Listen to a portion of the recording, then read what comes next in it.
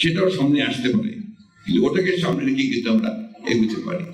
যে আমি মনে করি যে আমাদের এই ন্যূনতম যে সংস্কার হচ্ছে নির্বাচন কেন্দ্রিক, সেই সংস্কারগুলো করেই আমাদেরকে দ্রুত নির্বাচনের পথে যাওয়া উচিত এবং নির্বাচনের মধ্য দিয়ে যে সরকার বেরিয়ে আসবে তাদের দায়িত্ব হবে এখানে আমরা পুরোপুরিভাবে সেই সংস্কার যে কমিটমেন্ট আমাদের আছে, ব্যক্তিগত কমিটমেন্ট, সেই কমিটমেন্টকে বাস্তবায়িত করা, জনগণের প্রত্যাশাকে পূরণ করা।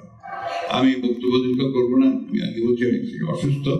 আমি শুধু এই কথাই বলতে চাই, আসাদের রক্তকে আমরা বৃথা যেতে দিতে পারি না, জুয়েলের রক্তকে আমরা বৃথা যেতে পারি না, সাইদের রক্তকে বৃথা যেতে দিতে পারি না।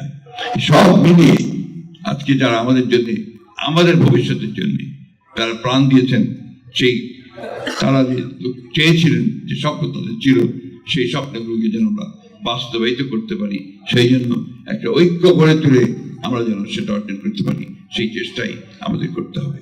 আপনাদের সকলকে অনেক ধন্যবাদ। আসসালামু আলাইকুম।